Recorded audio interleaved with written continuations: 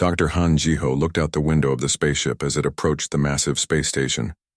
The station looked like a giant metal flower with 6 large petals spreading out from a central hub. Lights twinkled all across its surface, marking the homes and workplaces of beings from across the galaxy. "It's beautiful," Dr. Kim Mina said, standing next to him. Her eyes were wide with wonder. "Hard to believe we're really here," Han replied. He checked his uniform one more time. The blue and silver outfit marked him as Earth's top scientist for this mission. After years of work, humans had finally built ships that could travel faster than light. And just 6 months after their first test flight, the Galactic Council had sent a message to Earth. "We've been watching your progress," the message had said. "You are now ready to join us." Captain Park Do-hyun walked up to them, his military uniform crisp and perfect. "5 minutes until docking," he said. "Are you ready?" Han nodded, but his stomach felt tight. This would be the first meeting between humans and the many alien species that made up the Galactic Council. Everything had to go well.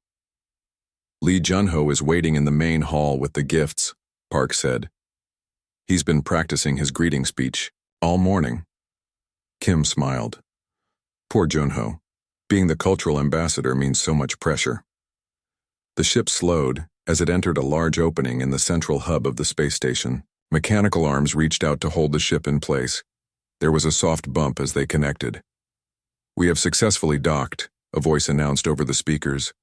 "Welcome to Galactic Council Station Alpha." Han took a deep breath. "Let's go meet our new neighbors." The 4 humans walked off their ship into a large, bright hall. The ceiling was at least 30 meters high, with clear windows showing the stars outside. The floor was made of a smooth, white material that seemed to glow slightly. But what caught Han's attention were the aliens. At least 20 different species stood waiting for them. Some looked almost human, with 2 arms and 2 legs. Others were completely different. Floating balls of light, tall insect-like beings, and creatures that seemed to be made of living crystal. A tall, thin being stepped forward.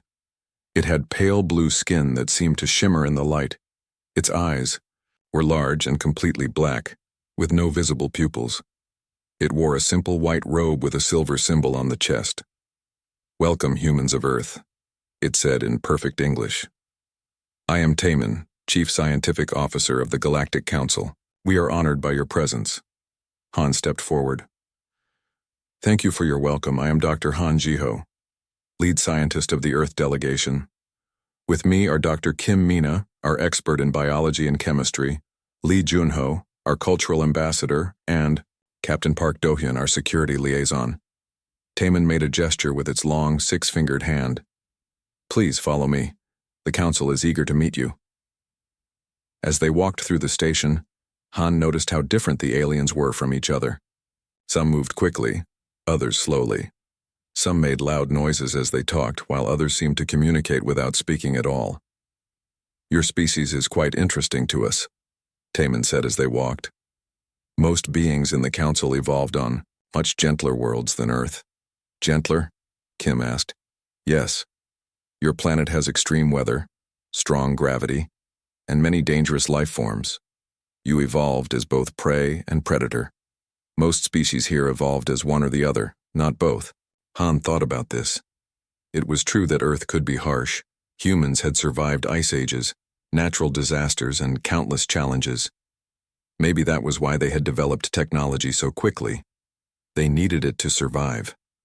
They entered a large, round room with rows of seats rising up like in a theater. In the center was a circular platform. Beings of all shapes and sizes sat in the seats, watching the humans with curious eyes. "This is the main council chamber," Taemin explained. "Today is just a welcome ceremony. The real meetings will start tomorrow." Lee Junho stepped forward carrying a large box. "We have brought gifts from Earth," he said, his voice steady despite his nervousness. "Examples of our art, music, and culture." A round being with green fur and 6 eyes floated down. From the seats, "I am Bomi, Cultural Exchange Director," it said in a high musical voice. "We look forward to learning about your civilization." Junho opened the box and took out a small glass globe with a model of Earth inside. "This represents our home," said, handing it to Bomi. Next came recordings of music, samples of art, and finally a small electronic device. "This contains books about our history, our stories, and our knowledge," Junho explained. "We hope you will find them interesting." Bomi's fur rippled in what seemed to be excitement. "We shall study these carefully. In return, we will share our knowledge with you." After the ceremony, the humans were shown to their quarters. They had a section of the station to themselves, 4 sleeping rooms, a meeting room, and a small kitchen. "They've tried to make it comfortable for us," Kim said, looking around. "The gravity is just like Earth's." Han nodded. "They've studied us well. Did you notice how they've adjusted the air mix to match Earth's atmosphere?" Park checked the security systems. "Everything seems safe, but I'll keep an eye on things. We don't know these beings yet." Junho was unpacking the rest of their supplies. "I think the welcome went well. Did you see how interested they were in our gifts?" "Yes," Han said. "But did you notice what Taemin said about Earth being a harsh planet? I wonder how different their worlds are." Kim sat down at the small table. "We'll find out soon. Tomorrow we start learning about their species and sharing information about ours." She smiled. "I can't wait to find out what they eat." Later that night, as the others slept, Han stood at the window of his room looking out at the stars. Somewhere out there was Earth, a tiny blue dot in the vastness of space. For the first time, humans had left their solar system and met other, intelligent life. "What will they think of us?" he whispered to himself. Humans had a long history of both great kindness and terrible violence. They had created beautiful art and music, but also weapons that could destroy entire cities. Han remembered something his grandmother had told him when he was a child. "When you meet new people, they will judge you by your actions, not your words." What actions would define humanity to the galaxy? Han hoped they would be actions of peace and friendship, not fear and violence. He turned away from the window and looked at the data pad Taemin had given him. Tomorrow he would begin learning about the many species of the Galactic Council, and they would begin learning about humans. Han hoped they would like what they discovered. Little did he know that a simple human cookbook would soon turn the entire Galactic Council upside down. 1 week had passed since the humans arrived at the Galactic Council station. Dr. Han Jiho sat in a large meeting room with aliens from 12 different species. Each day they shared information about their worlds, their bodies, and their ways of life.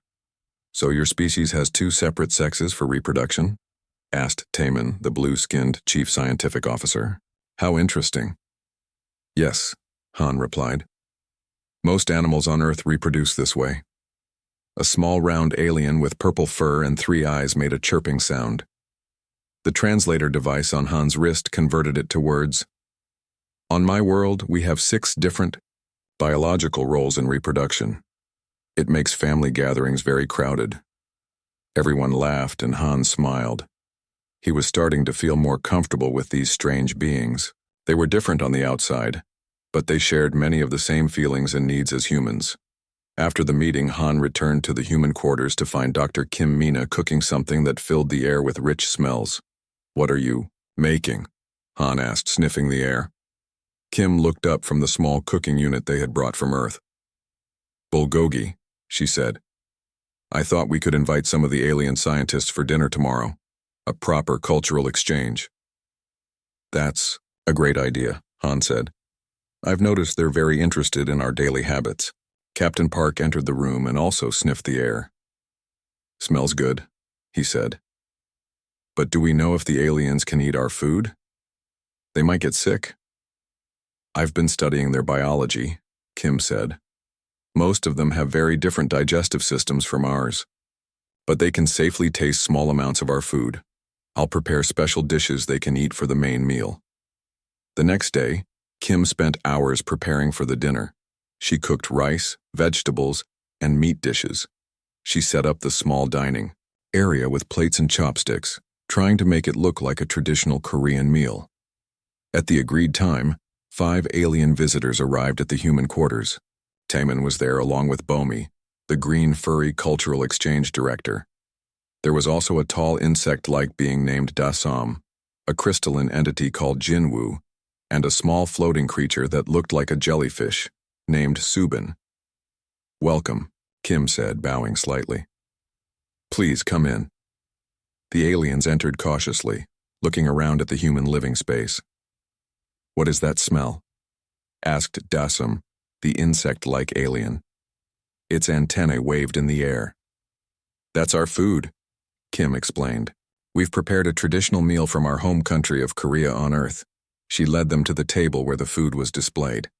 The aliens looked at the dishes with great curiosity. "These are vegetable dishes," Kim said, pointing to kimchi, "seasoned spinach and bean sprouts. And this is rice, a grain we grow in fields. The white things are called tofu, made from beans." "Fascinating," said Jinwu, the crystal being. Light played through its body, creating rainbow patterns on the walls. "We also consume plant matter, though, in different forms." "And what is this?" Taemin asked, pointing to the bulgogi. Kim hesitated for a moment. "That is meat," she said, "from an animal called a cow." The room became very quiet. The aliens looked at each other. "You eat other life forms?" Subin, the jellyfish-like creature, asked slowly. "Yes," Kim said. "Many species on Earth eat other species. It's part of our natural food chain." "Do you kill these cows yourselves?" Bomi asked, its green fur standing on end. No, Kim said quickly. "They are raised on farms and processed in special facilities. Most humans never see that part." The aliens seemed deeply troubled. Kim felt the mood in the room change. "Perhaps we should start with the vegetable dishes," Han suggested, trying to ease the tension. "Kim has prepared special versions that should be safe for each of your biology types." Carefully, the aliens tried the plant-based foods. They seemed to enjoy them, though their reactions were hard for the humans to read. When it came time for the humans to eat the meat dishes, the aliens watched with a mixture of horror and fascination. "I notice you use heat to change your food," Jinwu said, trying to be polite. "Yes, we cook most of our food," Kim explained. "It kills harmful bacteria, makes the food easier to digest, and improves the taste. You even kill the tiny life forms in your food," Daesam said. "How thorough." Later, as they finished eating, Taemin asked, "Dr. Kim, you seem very knowledgeable about food preparation. Is this common among human scientists?" Kim smiled. "No, I was actually a chef before I became a scientist. I worked in restaurants creating and preparing meals." "You have people who specialize in preparing dead things for consumption?" Subin asked, its translucent body pulsing with what seemed like shock. "Yes," Kim said proudly. "Cooking is considered an art form on Earth. We have thousands of different ways to prepare food. Could you show us?" Taemin asked hesitantly. "I would like to understand this aspect of human culture better," Kim beamed. "I would be happy to. I have my cookbook in digital form. It has pictures and recipes for hundreds of dishes." She pulled out her tablet and opened a file filled with colorful images of various dishes: grilled meats, seafood stews, roasted vegetables, and baked desserts. Each recipe included detailed instructions on how to prepare, cook, and serve the food. The aliens gathered around, their expressions impossible for the humans to read. They looked through page after page, asking questions about ingredients and techniques. "What does marinate mean?" asked Bomi. "It means to soak food in a mixture of liquids and spices before cooking," Kim explained. "It adds flavor and can make meat more tender." "And ferment?" asked Dasam. "That's when we let beneficial bacteria grow in food to change its flavor and preserve it," Kim said, "like in kimchi or some cheeses." "You deliberately grow bacteria in your food?" Jinwu asked, its crystal body flashing with colored light. "Only certain kinds," Kim assured them. "It's perfectly safe." After looking through many recipes, Taemin asked, "May I take a copy of this cookbook? Our scientists would be very interested in studying these preparation methods." "Of course," Kim said happily. "I'd be honored to share our culinary traditions." She transferred the cookbook file to Taemin's data device. not noticing the concerned glances the alien scientists exchanged. As the aliens left the human quarters that night, they spoke quietly among themselves in their own languages. The humans couldn't understand what they were saying, but the tone seemed urgent. "That went well, I think," Kim said to Han and Park after their guests had left. "They seemed very interested in our food." "Yes," Han said slowly. "But did you notice how quiet they got when they saw the meat dishes? I think they were shocked." "Cultural differences," Park said with a shrug. "They'll get used to it." None of the humans realized that at that very moment Taman was calling an emergency meeting of the Galactic Council's Science Division. The subject: the strange and disturbing eating habits of humans. Kim's cookbook was about to cause more trouble than any of them could imagine. The next morning, Dr. Han Jiho noticed something strange. The aliens working in the science wing avoided eye contact with him. When he entered a room, conversations stopped. Something was wrong. "Have you noticed how everyone is acting today?" Han asked Captain Park as they ate breakfast. Park nodded. 3 meetings were canceled this morning, no explanation. Dr. Kim Mina looked worried. "Do you think it was our dinner last night? Maybe the food made someone sick?" Before anyone could answer, their door chimed. When Park opened it, a small alien stood there. She had pale pink skin and large purple eyes. Her name tag identified her as Ju Yuna, a junior researcher. "Hello," she said nervously. "I hope I'm not disturbing you." "Not at all," Han said. "Please, come in." Yuna entered but stayed near the door. "I thought you should know what's happening," she said in a quiet voice. "Everyone is talking about your cookbook." "My cookbook?" Kim asked, surprised. "Yes. Chief Taman shared it with the xenobiology department last night. They've been studying it for hours." Yuna looked uncomfortable. "Many scientists are upset." "Upset about recipes?" Park asked, confused. Yuna nodded. "You must understand, most species in the council evolved as plant eaters. Their homeworlds had few predators. The idea of killing other creatures for food is shocking to them." Han thought about this. "But surely they knew humans are omnivores. We eat both plants and animals." "Knowing something in theory is different from seeing detailed instructions on how to cook dead animals," Yuna explained. The pictures were especially disturbing. Kim looked horrified. "I never meant to upset anyone. I was just sharing our culture." "What exactly is happening now?" Park asked. Yuna's voice dropped even lower. "Dr. Song Hyunwoo, the station's medical officer, has treated 15 scientists for shock. 3 senior researchers actually fainted while reading about how to prepare a whole chicken." Han couldn't believe what he was hearing. Fainted over cooking instructions? The recipe explained how to remove the insides of the bird and stuff it with other ingredients, Yuna said. Chief Medical Officer Bayek said it triggered a severe stress response in species that never evolved to handle concepts of predation. The key. Humans looked at each other in disbelief. "But it's just food," Kim said weakly. "To you, perhaps," Yuna replied. "To many here, it seems like horror." After Yuna left, the humans held an emergency meeting of their own. "This is a diplomatic disaster," Lee Junho said. The cultural ambassador had just returned from a failed meeting with council representatives. "They're calling us death worlders and predator species." "It's just biology," Kim insisted. "We evolved as omnivores. We need protein." "They don't care about our nutritional need," Park said grimly.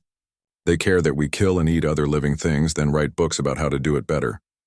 Han paced the room. "We need to fix this misunderstanding before it damages Earth's relationship with the Galactic Council." Just then, their communication screen lit up. It was Taman.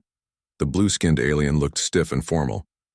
"Dr. Han, I must inform you that all scientific exchanges are paused until further notice.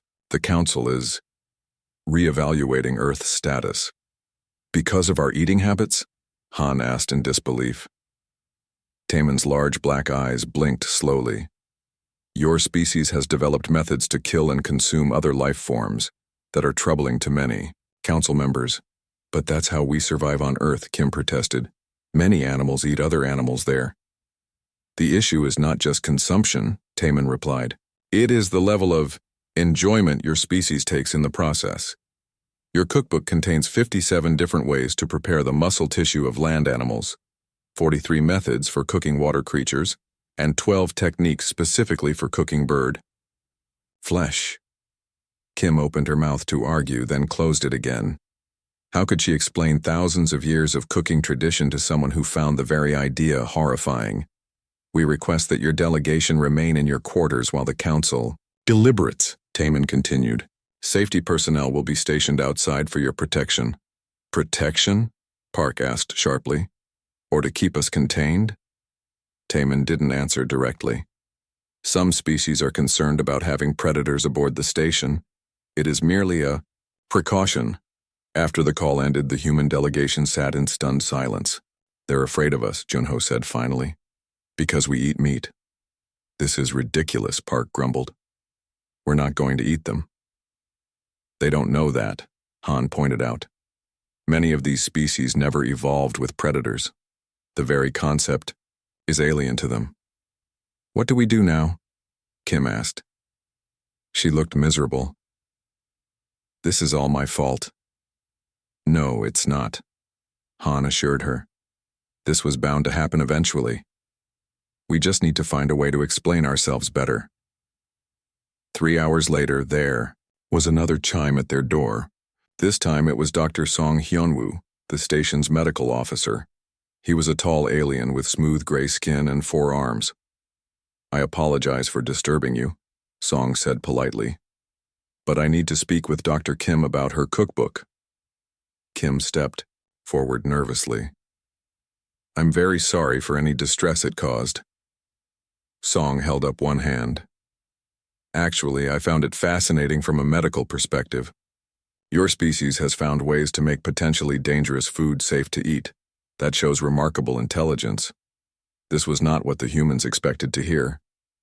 Thank you, Kim said uncertainly. I would like to learn more about how cooking kills harmful microorganisms, Song continued. It could have medical applications. Before they could discuss further, alarms began blaring throughout the station. Red lights flashed in the corridors. What's happening? Park asked, immediately alert. Song's skin changed color, becoming a lighter gray. That's the emergency alert. Something serious is happening. The communication screen lit up automatically. A council member appeared, looking panicked. Attention, all station personnel. We have received word that a Vorax fleet has attacked the Nuri colony. All council members are to report to emergency stations immediately. Song made a strange whistling sound. The Vorax, this is very bad. Who are the Vorax? Han asked quickly. Another predator species, Song explained. But unlike humans, they have no ethical restrictions on what or who they eat. They have been kept at the edges of council space for centuries. And now they're attacking a colony? Park asked. What kind of defenses does the council have? Song's skin turned an even paler shade of gray. Very few. Most council species are peaceful. They have little experience with warfare. The humans exchanged glances. They had plenty of experience with conflict. Maybe we can help, Han suggested. Song looked doubtful. The council is still debating whether humans are too dangerous to join the galactic community. They're afraid of you. They should be more afraid of the Vorax, Park said firmly. At least we don't see them as food. Han made a decision. Please take us to the emergency meeting.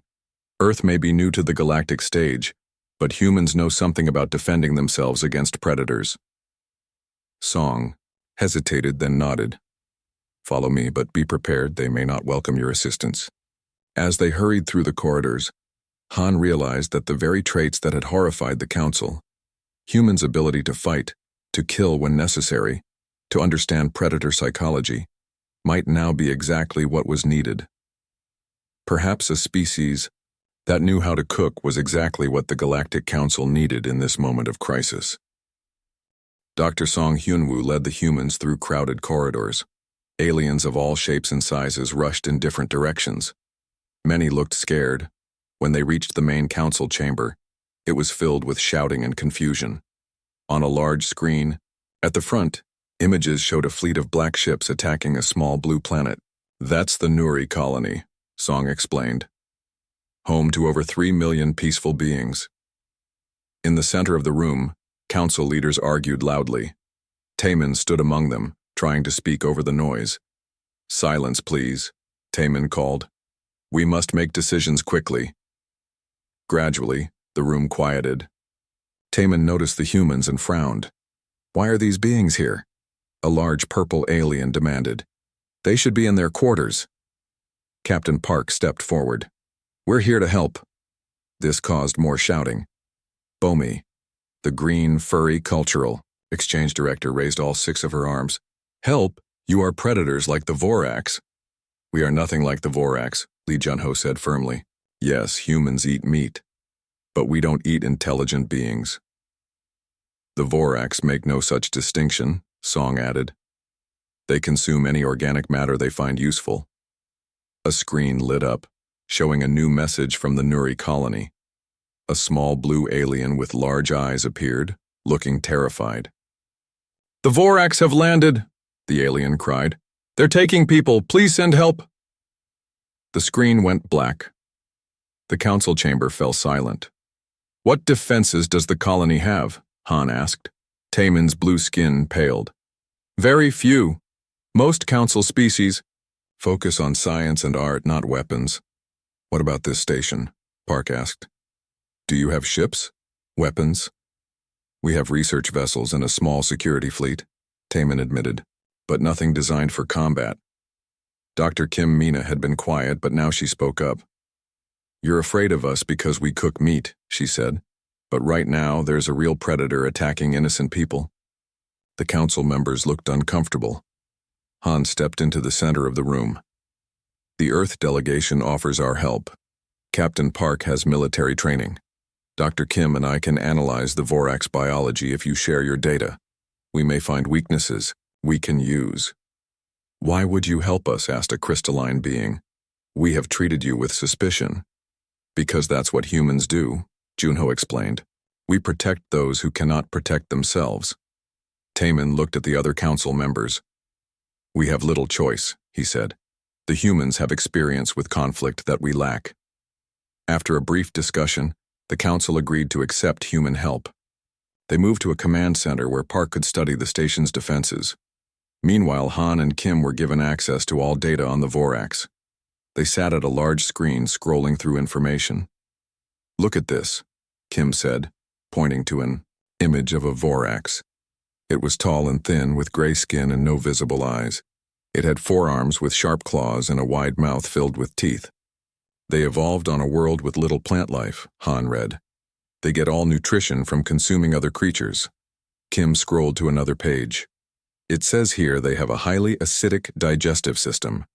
They inject digestive fluids into prey and then consume the broken-down tissues." "Like spiders on Earth," Han said, thinking. "Exactly," Kim agreed. "And look, they have a special organ that produces this acid, located here." She pointed to a spot at the base of the Vorax's neck. Han's eyes widened. "If we could target that organ." They worked rapidly, studying the Voraks biology and comparing it to Earth creatures. After an hour, they joined Park in the command center. "What have you found?" Park asked. "The Voraks have a weak point," Kim explained. "Their digestive acid organ. If damaged, the acid could leak into their own bodies." Park nodded. "Good. I've been reviewing their attack patterns. They're direct and not very strategic. They rely on fear and superior strength." "How strong are they?" Han asked. "Strong but slow," Park said. "And they don't work together well. Each Voraks fights for itself." Taman and other council members listened carefully. "What do you suggest?" Taman asked. Park pointed to a map of the Nuri colony. "We need to get people to safety first, then set a trap for the Voraks. If what Han and Kim found is correct, even a small strike to their acid organ could disable them." "But we have few weapons," a council member protested. "We don't need many," Park said. "Just precise ones." They worked quickly to create a plan. The station had 3 fast ships that could reach the Nuri colony in 6 hours. They loaded them with the few weapons available and prepared to launch. "I will go with you," Taman announced. "It's dangerous," Han warned. "I know," Taman said, "but I must see firsthand how humans handle this crisis." As they prepared to leave, Ju Yuna approached Kim. "I've been thinking about your cookbook," she said. Kim looked surprised. "My cookbook at a time like this?" Yuna nodded. "Yes. At first I was shocked like the others. But then I realized something important. Your species learned to cook because you had to survive on a dangerous world." "That's true," Kim agreed. "You faced predators, so you understand how they think," Yuna continued. "The Council has been peaceful for so long, we've forgotten how to deal with threats like the Voraks." Before Kim could respond, alarms sounded. It was time to board the ships. The humans each took different roles. Park would coordinate the defense strategy. Han would work with the colony's scientists to create weapons targeting the Vorak's weak point. Kim would help organize the evacuation of civilians. As their ship left the station, Han stood by a window looking at the stars. Taman joined him. "I must apologize," the blue alien said quietly. "We judged your species too quickly." "It's understandable," Han replied. "Our ways must seem strange to you." "Yes," Taman admitted, "but perhaps they are necessary. The galaxy is not always a peaceful place." "No world is completely safe," Han said. "On Earth, we learned that long ago. It shaped us into what we are." Taman's large black eyes studied Han's face. "And what are you exactly?" Han thought for a moment. "We're survivors," he said simply. "We adapt, we protect our own, and we help others when we can." "Even those who fear you?" "Especially those who fear us," Han said. "Fear comes from not understanding. We hope to change that." The ship accelerated toward the Nuri colony. On screens throughout the vessel, images showed the Vorak ship surrounding the small blue planet. The situation looked grim, but the humans felt strangely calm. This was familiar territory to them.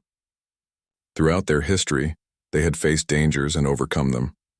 They had developed skills that most council species never needed: how to fight, how to strategize, how to outsmart predators, and yes, how to cook food to make it safe and nourishing. They approached the colony.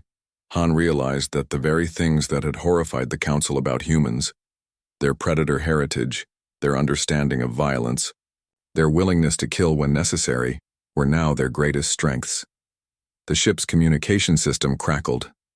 A desperate voice from the colony called out, "Please hurry! The Voraks are breaking through our last defenses." Park looked at the humans and the alien crew members. "Get ready," he said firmly. "It's time to show the Voraks that they're not the only predators in the galaxy." The three ships arrived at the Nuri colony 6 hours later. From space, they could see fires burning on the surface of the small blue planet. 5 large black Vorax ships hovered above the main city. "Scan for life signs," Captain Park ordered. A council technician worked the controls. "Many life forms are gathered in the central building," she reported. "The Voraks are surrounding it." "They're hunting," Park said grimly.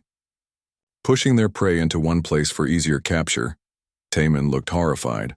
"How do you know this?" "It's basic predator strategy," Park explained. "We've studied similar behaviors on Earth." The ships landed at a small port 2 kilometers from the main city. As soon as they touched down, Dr. Han Jiho organized the rescue team. Dr. Kim Mina prepared the special weapons they had designed during the journey. "Remember," Kim told the alien security personnel, "aim for the base of the neck. That's where their acid organ is located." The aliens looked nervous. Most had never fought before. "Stay behind us," Park instructed. "Follow our lead." They moved toward the city, staying hidden when possible. Soon they reached the edge of the main square. The central building, a large dome made of blue crystal, was surrounded by at least 30 Voraks. The tall gray aliens moved slowly around the building, testing its walls for weakness. Their wide mouths opened and closed, showing rows of sharp teeth. They made clicking sounds as they communicated with each other. The colonists must be inside, Han whispered. How do we get past so many Voraks? Taman asked. Park studied the situation. We need a distraction, he said. Something to draw some of them away. I have an idea, Kim said suddenly. She pulled out her datapad and showed them a page from her cookbook. This might work. The others looked at the recipe in confusion. Grilled beef with spices? Han read. How will that help? The Voraks hunt by smell, Kim explained. They're attracted to the scent of protein-rich food. We have some meat in our supplies. If we cook it with strong spices, the smell might draw them away from the building. Taman stared at her. You want to use your cooking skills as a weapon? Kim nodded. Exactly. While the others prepared for rescue, Kim quickly cooked the meat with the spiciest seasonings available. The rich smell soon filled the air. Now Wait, she said. They didn't wait long.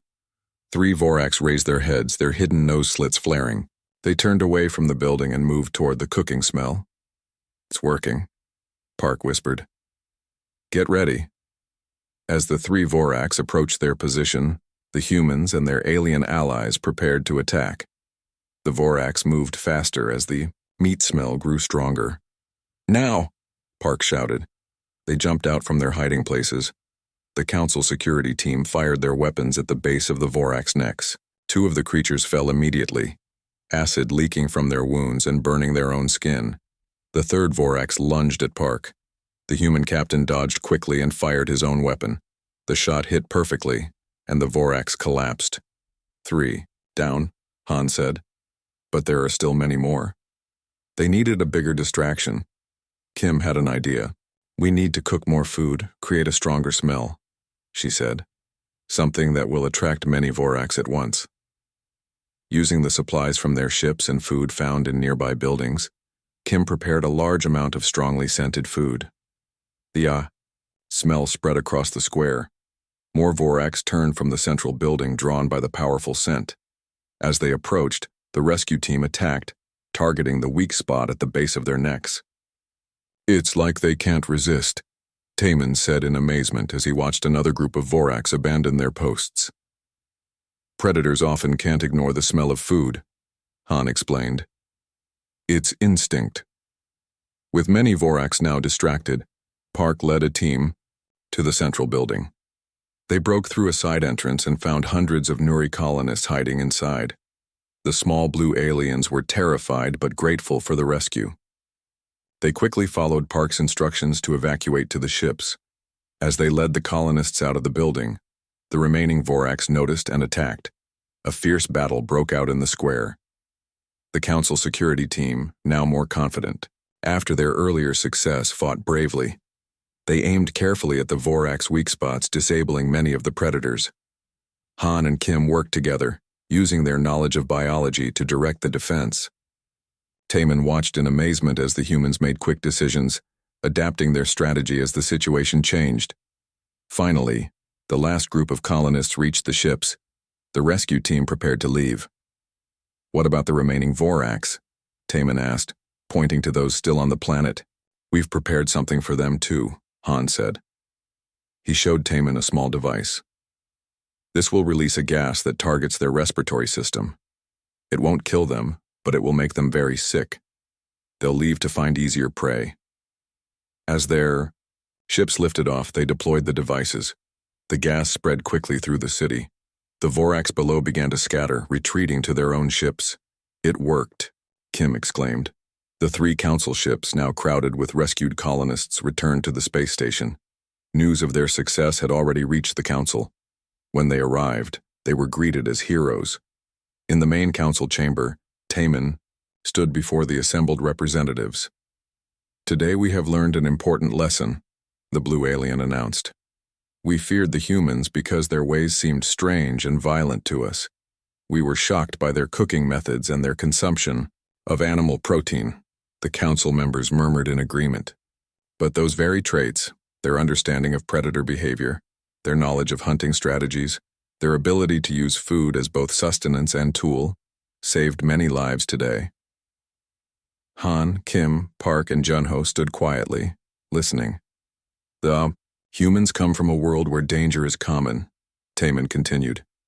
They learn to survive by understanding that danger, not by hiding from it. Their cookbook, which caused so much distress among our scientists, is not just about food. It is about survival, adaptation, and using available resources wisely. A tall council member stood. Do you suggest we welcome these predators into our community? I suggest, Taman replied, that we welcome these protectors into our community. The galaxy needs species with different strengths. The humans understand predators because they evolved alongside them. They know how to fight because their world required it. Slowly, the council members began to nod in agreement. Later that day, the humans were officially invited to join the Galactic Council. The ceremony was small but meaningful.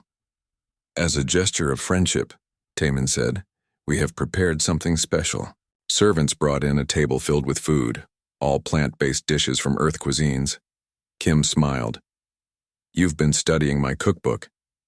Yes, Taman admitted. We found the vegetarian section quite fascinating. The humans laughed, and soon, many of the aliens joined in. As they shared the meal together, Han looked around at the diverse beings. They were so different in form and background, yet they had found a way to work together. The misunderstanding about human cooking had nearly kept them apart, but the crisis had brought them together. To new friendships, Han said, raising his cup. And to good cooking, Kim added with a smile. Everyone drank to that, even the aliens, who had once fainted at the thought of a human cookbook. The end.